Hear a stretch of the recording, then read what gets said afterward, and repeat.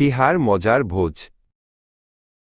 ছোট্ট ফিহা আজ খুব গোমড়া হয়ে বসে আছে। তার সামনে এক বাটি রঙিন খিচুড়ি, কিন্তু সে কিছুতেই খাবে না। সে মুখ ফিরিয়ে নিল। সে বলল, না, আমি খাব না। ঠিক তখন জানলা দিয়ে উড়ে এলো ছোট্ট পাখি টুলু। টুলু নীল আর হলুদ রঙের একটি মিষ্টি পাখি। সে কিচির মিচির করে ফিহাকে ডাকল।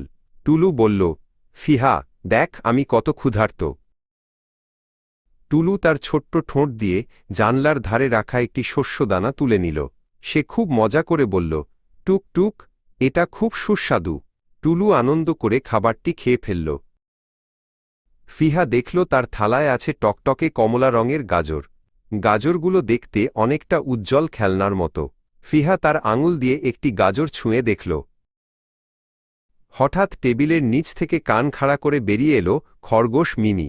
মিমি গাজর খুব ভালোবাসে। সে তার নরম থাবা দিয়ে ফিহার দিকে তাকাল। মিমি একটি গাজরের টুকরো নিয়ে মুখে দিল। কচকচ মচমচ, কি সুন্দর শব্দ। মিমি খুব তৃপ্তি করে গাজরটা চিবিয়ে খাচ্ছে। ফিহা ভাবল, মিমি যদি গাজর খেতে পারে তবে আমিও পারি। সে সাহস করে এক টুকরো গাজর মুখে দিল। এটা তো বেশ মিষ্টি আর মচমচে। ফিহা হাসল। এবার পাশের ঘর থেকে হেঁটে এলো হাতি রুম্বো। রুম্বো খুব শক্তিশালী। সে তার লম্বা সুর দিয়ে বাটির স্যুপ খেতে পছন্দ করে। সে ফিহাকে উৎসাহ দিল। ফিহা তার চামচটা শক্ত করে ধরল। সে গপগপ করে তার সব খাবার খেয়ে নিল। এখন ফিহার পেটে অনেক শক্তি। সে এখন অনেক বড় আর শক্তিশালী হয়ে যাবে।